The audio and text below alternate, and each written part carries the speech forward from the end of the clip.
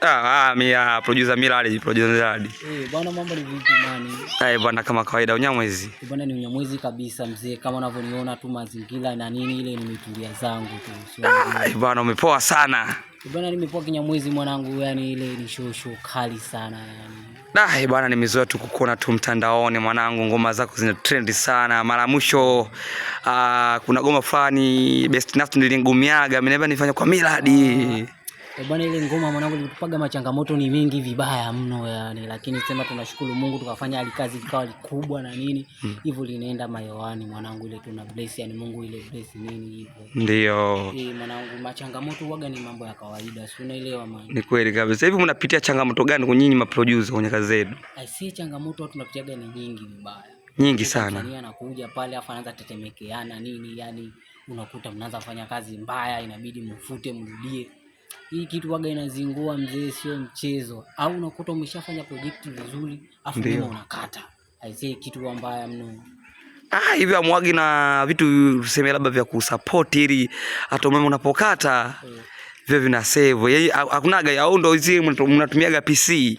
Huwa tunatumiaga laptop. Ndio. Sasa unakuta sometime moja inakata na laptop na wewe unakuta yani betri ilikuwa labda limejaa, unaamua uitoe, kumbe umeme unakata na PC nayo ishaisha, unakuta tafalani kila kitu.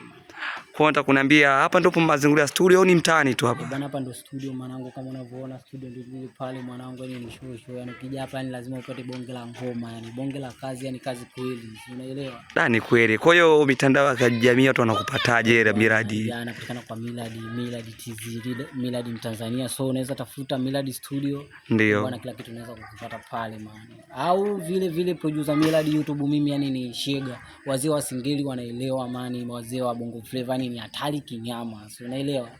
Na kuna kipindi fulani bwana ilipitaga kwenye account yako.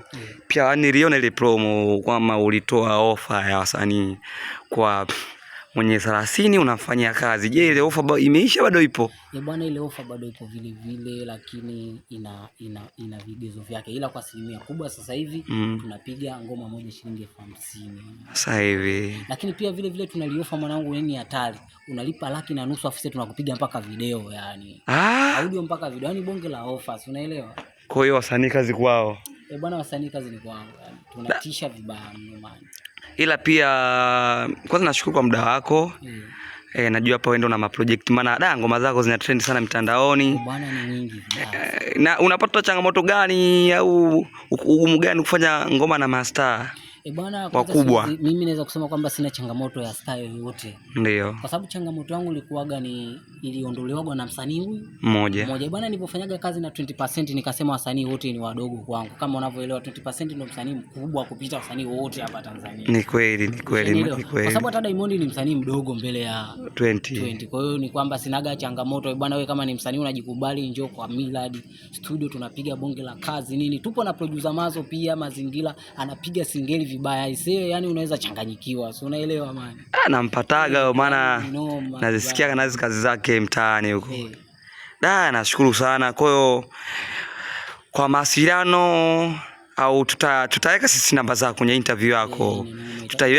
Tutaiweka chini watu utaipata namba zako.